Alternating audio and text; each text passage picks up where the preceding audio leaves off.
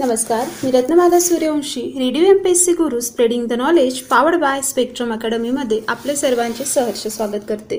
विद्यार्थी मित्रांनो, आज आपण व्यक्तिविशेष या सत्रांतर्गत जाणून घेणार आहोत संत तुकाराम यांच्या जीवनकार्याविषयी.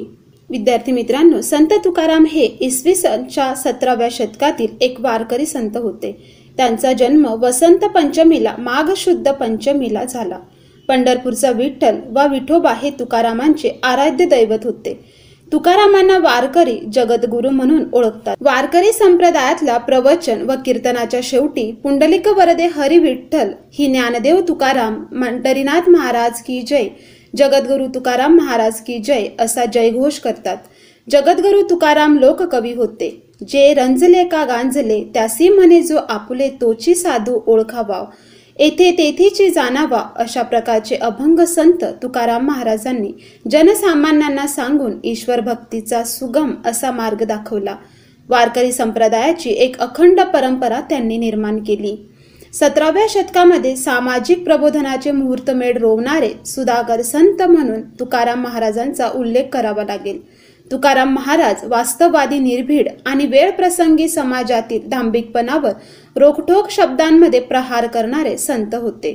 महाराष्ट्राच्या भूमीमध्ये त्या काळात अनागोंदी निर्माण झालेली होती. अशा काळामध्ये संत तुकारामांनी समाजाला अचूक मार्गदर्शन करण्याचे काम आपल्या साहित्यातून व कीर्तनातून केले.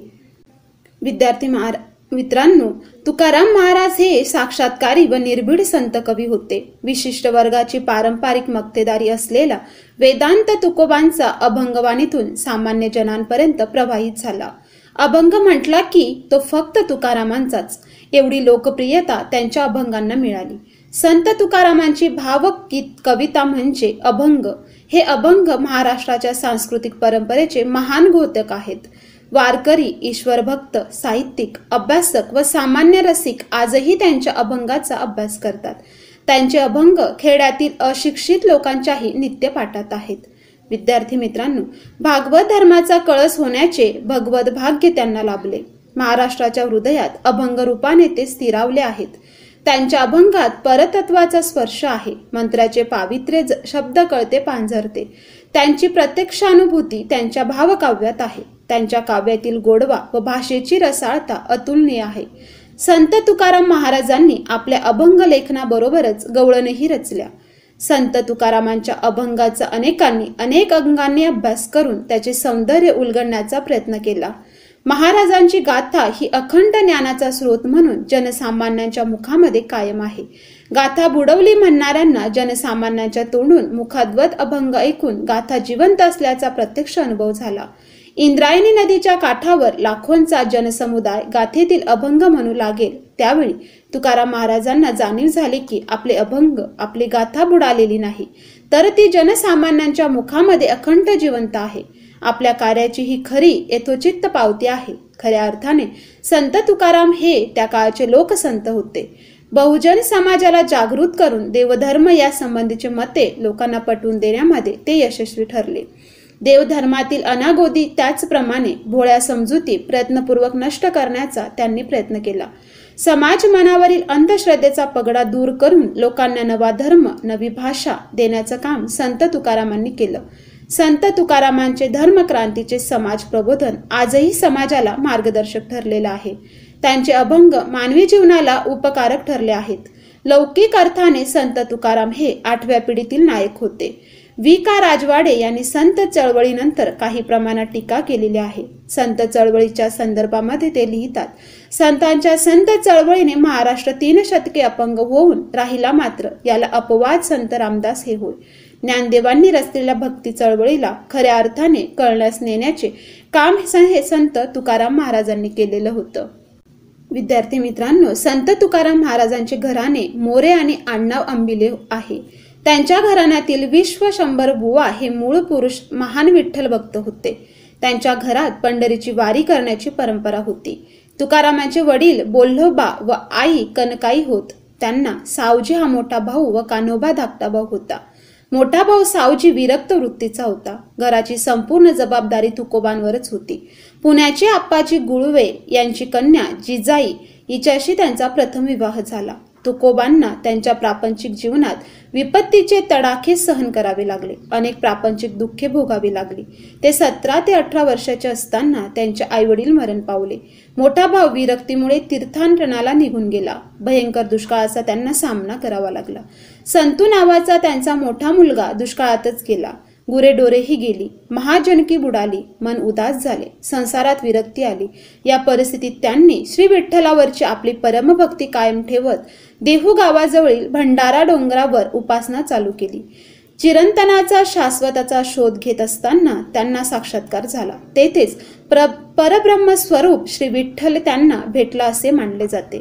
विद्यार्थी मित्रांनो, तुकारामांचा सावकारीचा परंपरागत व्यवसाय होता, परंतु एकदा दुष्काळ पडला असता त्यांनी सर्व कुळांना त्यांच्या सावकारीच्या पाशातून मुक्त केले. जमिनीची गहाणवटीची कागदपत्रे इंद्रायणी नदीत टाकून दिली. पुढे प्रवचने कीर्तने करताना तुकारामांना अभंगाची रचना स्फुरू लागली. सुदुंबरे गावातील त्यांचा बालपणीचा मित्र संताजी जगनाडे यांनी तुकारामांचे अभंग कागदावर उतरवून घेण्याचे काम केले.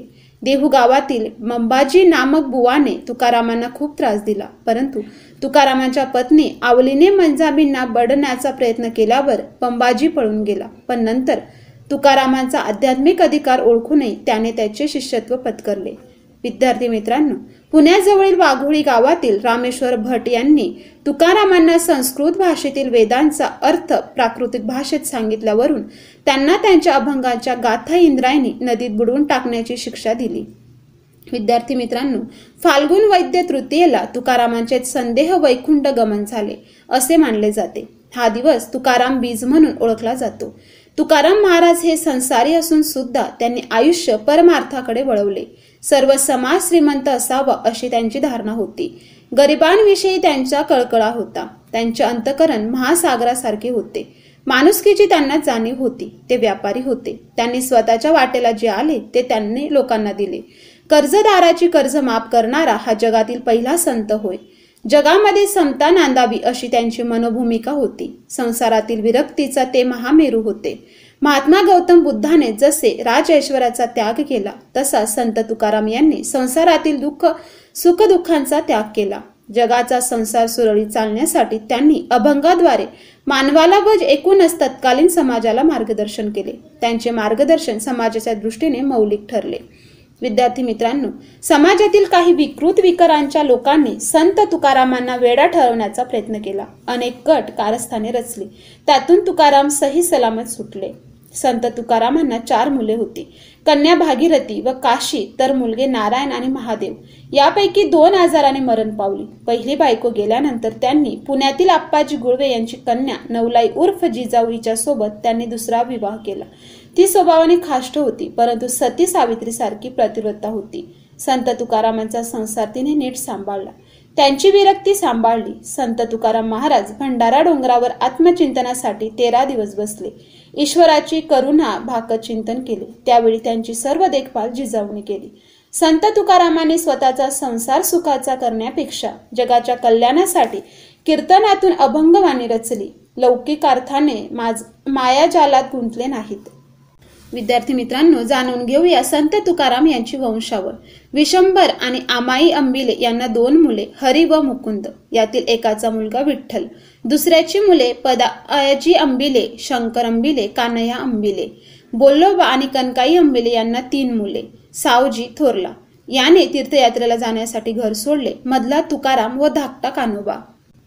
विद्यार्थी मित्रांनो, संत बहिणाबाई शिऊर, तालुका वैजापूर ही तुकारामांची शिष्या. तुकारामांनी तिला स्वप्नात गुरुपदेश दिला होता. तुकाराम महाराजांनी वैकुंठ गमन केल्यावर बहिणाबाईंची निष्ठा पाहून तिला साक्षात दर्शन दिले होते असे म्हणतात. तुकारामांनी बहिणाबाईला बौद्धाच्या वज्रसूची या बंडखोर ग्रंथाचे मराठी भाषांतर करायला सांगितले होते. विद्यार्थी मित्रांनो, जाणून घेऊया तुकारामांनी लिहिलेली पुस्तके. गीतगाथा. संत ज्ञानेश्वराप्रमाणे संत तुकाराम यांनीही भगवद्गीतेवर टीका केली आहे. तुकारामांच्या भगवद्गीतेवरील भाष्याचा गीतकार हा ग्रंथ आहे. पोथीच्या आकारातील हा ग्रंथ भगवद्गीतेचे श्लोक आणि श्लोकाचा अर्थ सांगणारे जे अभंग तुकारामांनी लिहिले त्याविषयी आहे. या ग्रंथाचे वैशिष्ट्य म्हणजे प्रभाकर जोगदंड यांनी स्वतःच्या सुंदर अक्षरात या ग्रंथाचा शब्दनिशब्द लिहिला आहे. तसेच पुस्तकाची मांडणीही त्यांनी स्वतःच केलेली आहे. हा ग्रंथ एखादी हस्तलिखित पोथी हाताळत आहोत की काय असे वाटायला लावणार आहे. गीतेचे 700 श्लोक आणि तुकारामांचे 700 अभंग लेखकाने टाकाने लिहिले आहेत. विद्यार्थी मित्रांनो, संत तुकाराम गाथा म्हणजे बहुजनांची गीता आहे. महाराष्ट्राच्या पावनभूमीत गेली 400 वर्ष मुक्तीची ज्ञानगंगा या गाथेच्या रूपाने वाहत आहे. ज्ञानोबा तुकाराम म्हणजे महाराष्ट्राची सांस्कृतिक विद्यापीठे आहेत. त्यांचे साहित्य म्हणजे आध्यात्मिक ज्ञानाचा आधारवड आहे. अभंग आणि ओवी हे तळागाळातील समाजात ठाण मांडून बसलेले आहेत. महाराष्ट्राच्या संस्कृतीची जीवनाची भाग बहरली ती ज्ञानोबा तुकारामांच्या या अभंगाची भाषा सरळ आणि सोपी आहे. मुखामध्ये रुळणाऱ्या कानामध्ये गुंज घालणारे शब्द आहेत. विद्यार्थी मित्रांनो, महाराष्ट्रातील देवगिरीच्या यादवांचा अस्त झाल्यानंतर महाराष्ट्र सर्वत्र अंधाधुंदीचा कारभार सुरू झाला. बहुजन समाजाचे आर्थिक धार्मिक शोषण सुरू झाले. गुलामगिरीचे जू बहुजनाच्या मानेवर लटकत होते. धर्मसत्ता प्रबळ झालेली होती. हिंदू धर्माला कर्मकांडांची जळमटे चिटकलेली होती. देवधर्म प्रथेपुढे समाज गांजलेला होता. अंधश्रद्धेने सारा समाज पोखरला होता. परकीय सत्ता बळकट झाली होती. समाजातील सत्व आणि स्वाभिमान हरवलेला होता. आदिलशाही, निजामशाही, मुघलशाही विळखा समाजावर घट्ट झाला होता. महाराष्ट्रातील मराठा सरदार वतनासाठी आपापसामध्ये लढत होते. स्वकीय कोण आणि परकीय कोण यांची ओळख उरलेली नव्हती. हिंदू धर्मातील सनातनी लोकांनी चातुर्वर्ण्याची चौकट बळकट केली होती. त्यामुळे समाजात एकता अस्तित्वात नव्हती. अशा या काळामध्ये एक दिव्य ज्योत उदयाला आली. ती म्हणजे धर्मक्रांतीचा पहिला संत ज्ञानेश्वर या काळामध्ये पुढे आला. मराठी भाषेतील आध्यात्मिक क्रांतीची पहिली ज्ञानज्योत त्यांनी प्रज्वलित केली. तत्कालीन सनातनी धर्म मार्तंडांनी ज्ञानेश्वराचा अतोनात छळ केला, परंतु ज्ञानेश्वरांनी धर्मशास्त्रानुसार त्यांना सडेतोड उत्तर दिली. 7 दशकाहून अधिक वर्ष ही ज्ञानज्योत तेवत राहिली. यातच तिचे थोरपण आहे. विद्यार्थी मित्रांनो, ज्ञानेश्वरानंतर जनार्दन स्वामी, एकनाथ महाराज, नामदेव आणि त्यानंतर संत तुकाराम यांनी भागवत धर्माची पताका सर्वत्र फडकावली. भागवत धर्माचा कळस म्हणजे संत तुकाराम. त्यांनी बहुजन समाजामध्ये पसरलेली धर्म कर्मकांडाची जळमटे आपल्या कीर्तनातून पुसून टाकली. अभंगवाणी महाराष्ट्राच्या दऱ्याखोऱ्यांमध्ये वसली. अभंगवाणीतून सत्य धर्माची शिकवण जगाला संत तुकाराम यांनी दिली. सामाजिक परिवर्तनाची वादळ सर्वत्र पसरले. या वादळाला थोपविण्यासाठी सनातनी धर्म मार्तंडाने कल्लोळ केला. कटक कारस्थाने रचली. अशा अनेक संकटातून नव्हे तर अग्निदिव्यातून जात असताना अभंग सतत गरजत राहिला. जाती धर्माची उतरंड त्यांनी मोडून काढली. गुलामगिरीची चौकट मोडली. बहुजन समाजामध्ये स्वाभिमान निर्माण केला. विद्यार्थी मित्रांनो, संत तुकाराम हे अभंगवाणी कीर्तनाच्या माध्यमातून राष्ट्रधर्माची शिकवण देणारे या काळातील महत्वाचे संत ठरले. संत तुकाराम यांनी बहुजन समाजाला जागृत करून देव आणि धर्म या संबंधीचे ठोस मते पटवून देण्याचा प्रयत्न केला. देवभोळेपणा धर्मातील चुकीच्या समजुती त्यांनी प्रयत्नपूर्वक दूर सारण्याचा प्रयत्न केला. तत्कालीन धर्म मार्तंडांनी त्यांना खूप विरोध केला. विरोधक नमले, परंतु अभंग राहिले. संत तुकारामांचे धर्मक्रांतीचे समाज प्रबोधन आजही मार्गदर्शनपर ठरलेले आहे. त्यांची वंशावळ पाहिली तर त्यांच्या घराण्यात वारकरी संप्रदायाची परंपरा अखंड दिसते. त्यांच्या घराण्यातील मूळ पुरुष विशंभर, त्यांची पत्नी रमाबाई हरी आणि मुकुंद अशी त्यांची 2 मुले, ही 2 मुले लढाईत मारली गेली. तत्कालीन रूढीप्रमाणे मुकुंदाची पत्नी सती गेली. हरीची पत्नी गरोदर असल्याने सती गेली नाही. हरीला विठोबा नावाचा मुलगा झाला. विठोबाचा दाजी व दादाजी शंकर, शंकरचा कान्होबा, कान्होबाचा बोल्लोबा आणि बोल्लोबाचा संत तुकाराम असा हा वंश आहे. संत तुकारामांचे उपनाव मोरे असे होते. वंश परंपरेने घरी वाण्याच्या दुकानाचा व्यवसाय होता. सावकारी होती. पुण्यापासून 15 ते 20 किलोमीटर अंतरावर इंद्रायणी नदीकाठी देहू गाव वसले आहे. संत तुकाराम यांचे मूळ पुरुष विशंभर यांनी गावामध्ये विठोबाचे देऊळ बांधलेले होते. घराण्यात वारकरी संप्रदाय अखंड चालत आलेला होता असा उल्लेख महिपतीकृत संत तुकाराम चरित्रात सापडतो. संत तुकाराम यांच्या घराण्यात 8 पिढ्या सावकारी होती. ते महाजन होते. घरात श्रीमंती नांदत होती. कोणत्याही गोष्टीची कमी नव्हती. घरी नोकर चाकर यांची मंदियाळी होती. असे असून सुद्धा संत तुकाराम या गोष्टीपासून विरक्तच राहिले. संसार असून सुद्धा त्यांनी आयुष्य परमार्थासाठी वाहिले. विद्यार्थी मित्रांनो, तुकारामांच्या अभंगाची गाथा महाराष्ट्र सरकारने आणि शिवाय अनेक प्रकाशकांनी पुस्तक रूपाने प्रसिद्ध केली आहे. गाथेचे तेलुगू भाषांतर कर्ण गजेंद्र भारती महाराज यांनी केलं आहे. तुकाराम गाथा संपादक आहेत नाना महाराज साखरे. दैनंदिन तुकाराम गाथा संपादक आहे माधव कानिटकर. श्री तुकाराम गाथा संपादक आहे स के नेरुरगावकर. श्री संत तुकाराम महाराजांची गाथा संपादक आहेत श्री पांडुरंग अनाजी घुल. विद्यार्थी मित्रांनो, संत तुकाराम महाराज यांच्यावर काही चित्रपटही प्रकाशित करण्यात आले. जाणून घेऊया त्याविषयी. इसवी सन 1636 मध्ये प्रभात फिल्म कंपनीच्या विष्णुपंत दामले आणि पत्तेलाल शेख यांनी मराठीत संत तुकाराम या नावाने चित्रपट बनवला. या चित्रपटाला अपूर्व यश प्राप्त झाले. 12 डिसेंबर 1936 रोजी मुंबईच्या सेंट्रल सिनेमा येथे प्रकाशित झालेल्या या चित्रपटात विष्णुपंत पागनीस यांनी संत तुकाराम यांचे काम केले होते. 5व्या व्हेनिस चित्रपट उत्सवामध्ये या चित्रपटाला पुरस्कार मिळाला होता.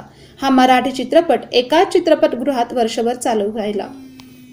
हा त्या काळचा उच्चांक होता. त्यानंतर भारतातील अनेक भाषांमध्ये संत तुकाराम यांच्यावर चित्रपट निघाले.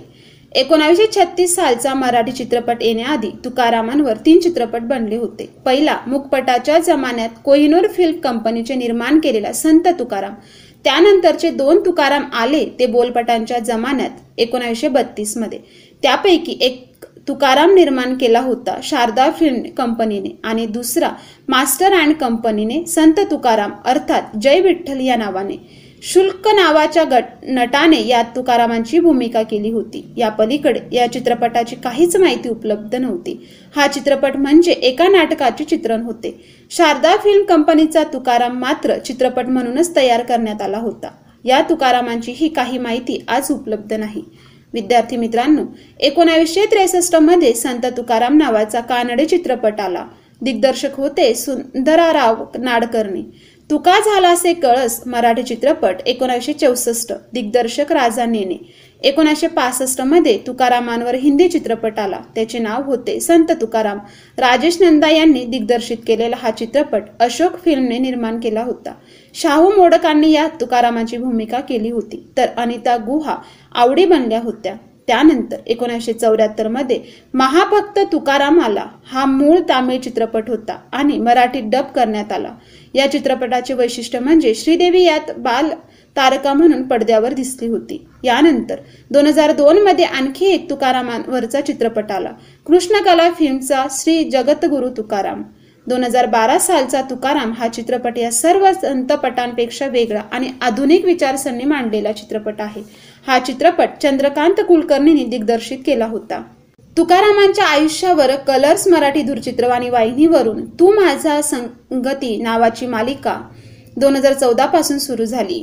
2018 रोजी तिचा शेवटचा एपिसोड होता. तुका आकाशा एवढा हा मराठी चित्रपट होता. त्याचं दिग्दर्शन केलेलं होतं जितेंद्र वाईकर. विद्यार्थी मित्रांनो, पुढे आपण जाणून घेणार आहोत संत तुकाराम महाराजांचे चरित्र, अभंग आणि त्यासंबंधी लिहिली गेलेली पुस्तके. तुकारामांचे तुकाराम बाबांचे चरित्र नावाचे मराठीतले पहिले चरित्र कृष्णाजी अर्जुन केसुळकर यांनी इसवी सन 1896 साली लिहिले. आध्यात्मिक ज्ञान रत्नावली नावाच्या मासिकात हे चरित्र क्रमशः प्रसिद्ध झाले. न्यायमूर्ती रानडे यांनी या चरित्राचे कौतुक केले. दक्षिणा प्राईज कमिटीने या पुस्तकाला पहिले बक्षीस दिले. चमत्कारांवर भर न देता संत तुकारामांचे थोरपण या पुस्तकात सांगितले आहे. 2015 साली औरंगाबादच्या चाकेत प्रकाशनने या पुस्तकाची संत तुकाराम या नावाची नवी आवृत्ती काढली. अभंगवाणी प्रसिद्ध तुकयाची गबा सरदार. अभंगवाणी श्री तुकयाची प्राध्यापक डॉक्टर गणेश मालधुरे. आनंद ओवरे कादंबरी. लेखक दिबा मौकाशी. आनंद डोह 2014 नाटक. लेखक आहेत योगेश्वर. आनंदाचे डोही आनंद तरंग कादंबरी. लेखिका आहेत मृणालिनी जोशी. विद्यार्थी मित्रांनो, पुढे आपण जाणून घेणार आहोत संत तुकाराम महाराजांचे नाव दिले गेलेली ठिकाणे. तुकाराम उद्यान निगडी पुणे. तुकाराम नगर खराडी पुणे. तुकाराम नगर तळेगाव दाभाडे पुणे. तुकाराम नगर पिंपरी पुणे. तुकारामवाडी जळगाव. तुकारामवाडी डोंबिवली पूर्व. तुकारामवाडी पुणे कोकण. विद्यार्थी मित्रांनो, जाणून घेऊया चित्रकला, शिल्पकला व मुद्राचित्र. 20व्या शतकाच्या शेवटच्या दशकात हॉलंडमध्ये वास्तव्य असलेल्या चित्रकार, शिल्पकार व कवी भास्कर हांडे यांनी तुकारामांच्या गाथेतील अभंगावरून स्फुरलेल्या चित्राची, शिल्पांची व मुद्रा चित्रांची मालिका तयार केली. तिला तुझे रूप माझे देणे असे नाव दिले. या चित्राची कायमस्वरूपी मांडणी वैश्विक कला पर्यावरण औंध पुणे येथे केली आहे. लोकांसाठी हे कलादालन उघडे आहे. गाथेतील अभंगावर चित्र काढण्याचा हा पहिलाच प्रयोग होता. विद्यार्थी मित्रांनो, ऐकूया संत तुकाराम महाराज यांचा एक अभंग. जे का रंजले गांजले त्यासी म्हणे जो आपुले, जे का रंजले गांजले त्यासी म्हणे जो आपुले, तोची साधू ओळखावा देव तेथीची जाणावा, तोची साधू ओळखावा देव तेथीची जाणावा. विद्यार्थी मित्रांनो, अशा प्रकारे आज आपण व्यक्तिविशेष या सत्रातून संत तुकाराम यांच्या जीवनकार्याविषयी थोडक्यात जाणून घेतले. तर आता आपण इथेच थांबूया. तोपर्यंत तुम्ही ऐकत राहा radio MPSC Guru, spreading the knowledge, powered by spectrum academy. धन्यवाद.